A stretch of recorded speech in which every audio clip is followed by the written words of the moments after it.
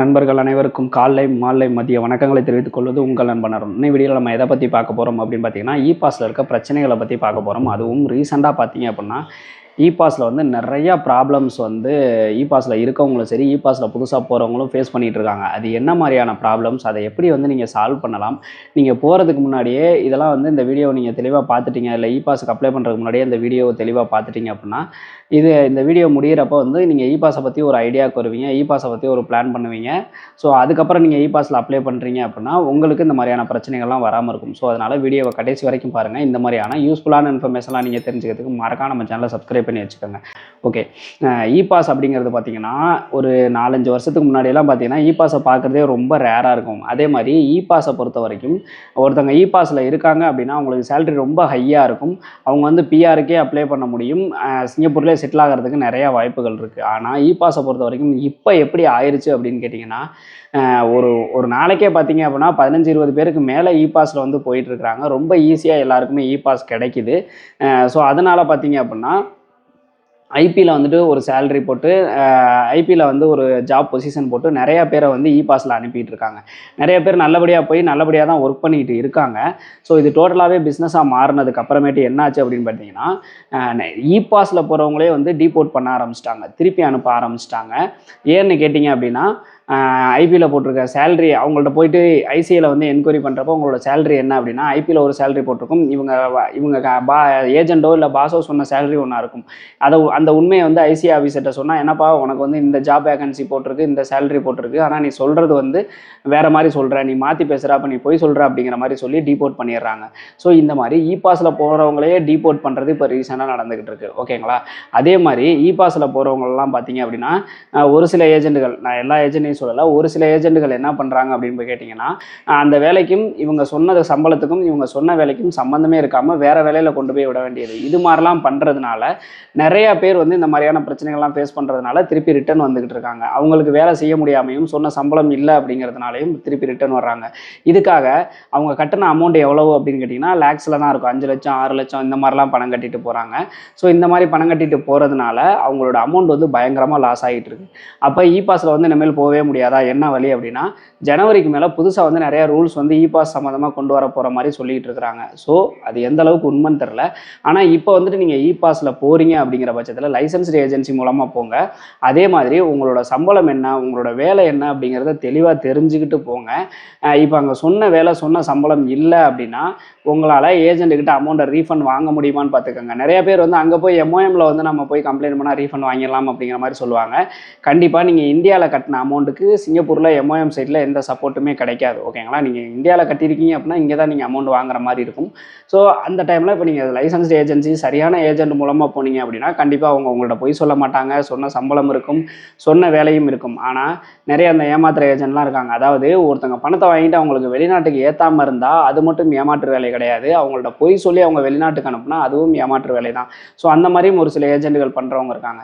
So அந்த மாதிரி ஏஜென்ட்டை நீங்கள் சிக்கிறீங்க அப்படிங்கிற பட்சத்தில் கண்டிப்பாக சொன்ன வேலை இல்லை, சொன்ன சம்பளம் இல்லை, அமௌண்ட்டை திருப்பி கேட்குறீங்க அப்படிங்கிற பட்சத்தில் அவங்க ப்ராப்பராக ரிப்ளை பண்ண மாட்டாங்க, ரெஸ்பான்ஸ் பண்ண மாட்டாங்க. அதே இது சரியான ஏஜென்ட்டு லைசன்ஸ்டு ஏஜென்சியாக இருந்தாங்க அப்படிங்கிற பட்சத்தில் அவங்க ரீஃபண்ட் பண்ணி தான் ஆகணும். உங்களுக்கு முடிஞ்ச வரைக்கும் அவங்க வந்து போய் சொல்ல மாட்டாங்க உங்கள்கிட்ட இதுதான் வேலை, இதுதான் சம்பளம், இஷ்டம்னா போங்க இல்லைனா விட்டுருங்க அப்படிங்கிற மாதிரி உண்மையை சொல்லி தான் உங்களுக்கு அனுப்புவாங்க. அதனால் தயவுசெய்து அந்த மாதிரி ஏஜென்ட்டு போங்க. அதே மாதிரி இ பாஸில் வந்துட்டு பெரிய ப்ளஸ் என்ன அப்படின்னு கேட்டிங்கன்னா, நீங்கள் இ பாஸில் போய் டிரைவிங் லைசன்ஸ், அதாவது சிங்கப்பூர் டிரைவிங் லைசன்ஸை கன்வெர்ட் பண்ணுறீங்க அப்படின்னா டேரெக்டாகவே கிளாஸ் 3 நீங்கள் கன்வெர்ட் பண்ணிக்க முடியும். நீங்கள் அங்கே வேலை ஒரு சில பேருக்குலாம் வந்து சொன்ன வேலை இல்லை, சொன்ன சம்பளம் இல்லை அப்படிங்கிற பட்சத்தில் உடனே வந்து அங்கேருந்து திருப்பி வர பார்க்குறீங்க. அப்படி திருப்பி வந்தீங்க அப்படின்னா இங்கே ஏஜென்ட்டு அமௌண்ட்டை வாங்க முடியும்னா நீங்கள் திருப்பி வாங்க. அப்படி வாங்க முடியாது அப்படிங்கிற பட்சத்தில் ஏதோ ஒரு வேலை கிடச்சிருக்கு அப்படிங்கிற பட்சத்தில் அந்த வேலையை செஞ்சு முடிஞ்ச வரைக்கும் வந்து நீங்கள் அந்த லைசன்ஸ்லாம் எடுத்துக்கிட்டு அங்கே ஏதாவது கோர்ஸ் முடிச்சு வேறு நல்ல வேலைக்கு மாறுற மாதிரி பாருங்கள். ஸோ அப்படி மாறிட்டீங்க அப்படின்னா இங்கே வந்தீங்கன்னா உங்களுக்கு அமௌண்ட்டும் கிடைக்காது, வேறு வேலைக்கு போகிறது சிரமமாயிரும். அதே இது அங்கேருந்து அந்த வேலையில் கொஞ்சம் கஷ்டப்பட்டாலும் இந்த மாதிரி வந்து நீங்கள் வேறு வேலைக்கு மாறிட்டீங்கன்னா நல்லது. அதே மாதிரி கம்பெனி சைட்லேருந்து உங்களுக்கு ரொம்ப ப்ராப்ளமோ பிரச்சனையோ கொடுக்குறாங்க அப்படின்னா தாராளமாக நீங்கள் எம்ஓஎம் போகலாம். அதுக்கெல்லாம் வந்து அதாவது இப்போ நீங்கள் சிங்கப்பூரில் பணம் கட்டியிருக்கீங்க ஒரு ஏஜென்சிக்கு அப்படின்னா உங்களுக்கு எம்ஓஎம் வந்து அதை திருப்பி வாங்கி கொடுத்துருவாங்க. ஆனால் கம்பெனி சைடில் மற்றபடி டார்ச்சராக இருக்குது, சொன்ன அதாவது 8 ஹவருக்கு 12 ஹவர் 14 ஹவர் 16 ஹவர் வேலை வாங்குறாங்க அப்படிங்கிற மாதிரிலாம் டார்ச்சர் இருக்குன்னா தாராளமாக நீங்கள் எம்ஓஎம் போகலாம். அப்படி எம்ஓஎம் போனீங்க அப்படின்னா எம்ஓஎம் சால்வ் பண்ணி கொடுப்பாங்க. எம்ஓஎம் சால்வ் பண்ணி கொடுத்து உங்களுக்கு நல்லபடியாக வந்து நம்ம நீங்கள் திருப்பி இந்தியா வர்றதுக்கு ஹெல்ப் பண்ணுவாங்க. ஸோ அந்த மாதிரி தான் வந்து எம்ஓஎம் சைட்டில் பண்ணுவாங்களே ஒழிஞ்சு நீங்கள் அதிகமான அமௌண்ட் இங்கே கட்டிட்டு போயிட்டு அங்கே போய் அமௌண்ட் வேணும்னு கேட்டிங்கன்னா தரமாட்டாங்க. ஸோ இப்போ பார்த்தீங்க அப்படின்னா பாஸ் நிறையா வேகன்சிஸ் வருது, நிறையா பேர் அப்ளை பண்ணுறாங்க, நிறைய பேருக்கு அப்ரூவல் வருது. ஆனால் எல்லாருமே நல்லபடியாக போய் நல்லபடியாக அங்கே ஒர்க் பண்ணுறாங்களான்னு கேட்டிங்கன்னா கொஸ்டின் மார்க் தான். அதனால பாஸில் போகிறவங்க ரொம்ப சேஃபாகவும் ரொம்ப பொறுமையாகவும் நிதானமாகவும் யோசித்து இவங்க சொன்ன மாதிரி செய்வாங்களா, இவங்க இந்த ஏஜென்சி ஃபீல்டில் எத்தனை வருஷம் இருக்காங்க, சப்போஸ் ஏதாவது ப்ராப்ளம்னா இவங்கள்ட்ட இருந்து அமௌண்ட்டை நம்ம திருப்பி வாங்க முடியுமா அப்படிங்கிறது எல்லாத்தையும் தெரிஞ்சுக்கிட்டு அதுக்கப்புறம் பணம் கட்டுறது ரொம்ப ரொம்ப நல்லது. பாஸுக்கு வந்துட்டு பார்த்தீங்க அப்படின்னா அப்ரூவல் கிடைக்கிறதே ரொம்ப கஷ்டமாக இருக்குது. அப்ரூவல் கிடச்சிச்சு அப்படின்னா இவ்வளோ பிரச்சனைகளை ஃபேஸ் பண்ண வேண்டியதாக இருக்குது. நீங்கள் அங்கே போய் வேலை செய்கிறீங்க அப்படின்னா உங்களுக்கு வந்து பார்த்திங்க அப்படின்னா டேக்ஸ் வேறு ரொம்ப அதிகமாக வரும். அவங்க ஐபியில் போட்டிருக்க சம்பளத்துக்கு நீங்கள் டேக்ஸ் கட்டுற மாதிரி இருக்கும். ஒரு சில கம்பெனிலலாம் பார்த்திங்க அப்படின்னா கையில் கம்மியான சேலரி தான் கொடுப்பாங்க, ஆனால் ஐபியில் அதிகமான சம்பளம் போட்டிருப்பாங்க. ஸோ அந்த மொத்த சம்பளத்துக்கு, அதாவது நீங்கள் வாங்காத சம்பளத்துக்கு நீங்கள் டேக்ஸ் கட்டுற மாதிரி இருக்கும். ஒரு சில கம்பெனியில் பாதி வந்து நாங்கள் கட்டுறோம், பாதி நீங்கள் கட்டணும் அப்படிங்கிற மாதிரி சொல்லுவாங்க. ஒரு சில கம்பெனியில் ஃபுல்லாகவே கம்பெனியே கட்டிடும். ஒரு சில கம்பெனியில் எதுவுமே அதை பற்றி ஏஜென்ட்லாம் உங்கள்கிட்ட சொல்லாமல் அனுப்பிவிட்ருவாங்க. அங்கே போனதுக்கப்புறமேட்டு டேக்ஸ் வந்ததுக்கப்புறம் தான் தெரியும் உங்களோட 2 மாத சம்பளம் 3 மாத சம்பளத்தை நீங்கள் டேக்ஸாக கட்டுற மாதிரி இருக்கும் பாஸில். ஸோ இதையும் நல்லா கிளியர் பண்ணிக்கோங்க. சப்போஸ் நீங்கள் டேக்ஸ் கட்டாமல் இந்தியாவுக்கு வந்துடுறீங்க அப்படின்னா திருப்பி உங்களால் சிங்கப்பூர் போகிறது அப்படிங்கிறது நடக்காத காரியமாயிரும்.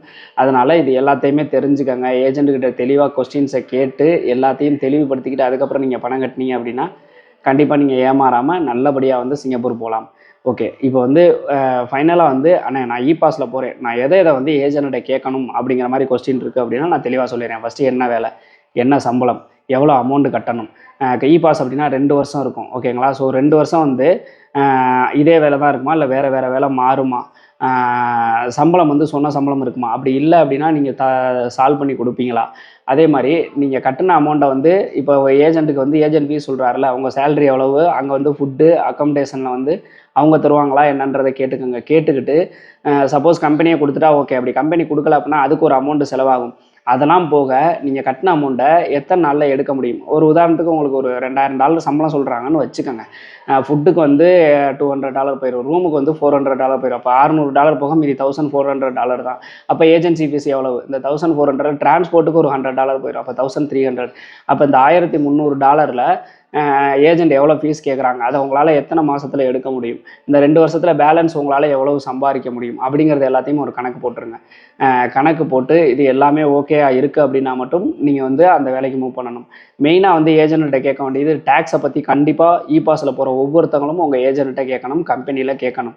டேக்ஸ் வந்து ஃபுல் அமௌண்ட்டுக்குமே, அதாவது ஐபியில் போடுற சேலரிக்கு நானே தான் டேக்ஸ் கட்டணுமா, இல்லை கம்பெனி 50% நான் 50% கட்டணுமா, அப்படி கட்டுற மாதிரி இருந்தால் எவ்வளோ வரும் அப்படின்னா $3000 மேலே தான் கண்டிப்பாக வரும், அதுக்கு கம்மியாக வராது. அப்போ உங்கள் சம்பளம் எவ்வளவு, அப்போ நீங்கள் டேக்ஸுக்கு மட்டும் தனியாக வந்து 1 இயருக்கு எவ்வளோ எடுத்து வைக்கணும் அப்படிங்கிறதையும் தெளிவாக தெரிஞ்சுக்கோங்க. இதெல்லாம் போக இந்த 2 வருஷத்தில் மீதி நீங்கள் எவ்வளோ வந்து சேவ் பண்ணிக்கிட்டு வருவீங்க அப்படிங்கிறத கால்குலேட் பண்ணி கண்டிப்பாக 2 வருஷம் வேலை இருந்து இந்த அமௌண்ட்டை அந்த அமௌண்ட் உங்களுக்கு கட்டுப்படி ஆகும். அதாவது 2 வருஷம் நீங்கள் வேலை பார்த்து சேவ் பண்ணிட்டு வர்ற அமௌண்ட் உங்களுக்கு கட்டுப்படி ஆகுது அப்படின்னா மட்டும் நீங்கள் அந்த வேலைக்கு ஓகே, எனக்கு இந்த வேலைக்கு ஓகே, மூவ் பண்ணி கொடுங்க அப்படிங்கிறத தெளிவாக சொல்லிவிட்டு மூவ் பண்ணுங்கள். அதே மாதிரி பார்த்தீங்கன்னா ஒரு ஜாபுக்கு பாஸுக்கு மூவ் பண்ணுறீங்க அப்படின்னா எடுத்தோடனே அதிகமான தொகையை அட்வான்ஸாக கொடுத்துறாதீங்க. 1 லட்சம் 2 லட்சம் அப்படிலாம் கொடுக்காதீங்க. ஒரு 10,000 15,000 அந்த மாதிரி கொடுங்க. அப்ளை பண்ணி பெண்டிங்னு காமிக்கிறோம். அதே மாதிரி ரிஜெக்ட் ஆயிடுச்சு அப்படின்னா எவ்வளோ அந்த 10,000 ரீஃபண்ட் பண்ணுவாங்க அப்படிங்கிறதையும் தெளிவாக கேட்டுக்கோங்க. ஒரு சில பேர் ரீஃபண்டே பண்ண மாட்டாங்க. அது எல்லாத்துக்கும் உங்களுக்கு ஓகே நான் மட்டும் கொடுங்க. முடிஞ்ச வரைக்கும் 1989 96 வரைக்கும் இருக்கவங்க மட்டும் பாஸ் அப்ளை பண்ணுங்கள். அவங்களுக்கு தான் நிறைய அப்ரூவல் கிடைக்கிது. அதுக்கு மேலே இருக்கவங்களோ அதுக்கு கம்மியாக இருக்கவங்களுக்கோ வந்து அப்ரூவல் கிடைக்க மாட்டேங்குது. ரிஜெக்ட் ஆகிறதுக்கு தான் நிறையா சான்சஸ் இருக்குது. ஸோ அதையும் பார்த்துக்கோங்க. அதிகமான சப்போஸ் அப்ரூவல் ஆகுதுன்னா அதிகமான சேலரி போட்டிருப்பாங்க, அப்போ நீங்கள் அதிகமான டேக்ஸ் கட்டுற மாதிரி வந்துடும். ஸோ அந்த மாதிரி அதிகமான சேலரி போட்டு அப்ரூவல் எடுத்து உங்களை அனுப்புனாலும் நீங்கள் 4 மாத சம்பளம் 5 மாத சம்பளம் டேக்ஸ் கட்டுற மாதிரி வந்துச்சுன்னா உங்களுக்கு மிச்சம்னு எதுவுமே இருக்காது. ஸோ கொஞ்சம் சேஃபாக மூவ் பண்ணுங்கள். ஸோ இதில் வேறு ஏதாவது டவுட் இருக்குது அப்படின்னா கமெண்ட் செக்ஷனில் கேளுங்க. இந்த மாதிரியான யூஸ்ஃபுல்லான இன்ஃபர்மேஷன் தெரிஞ்சுக்கிறதுக்கு மறக்காம நம்ம சேனலை சப்ஸ்கிரைப் பண்ணி வச்சுக்கோங்க.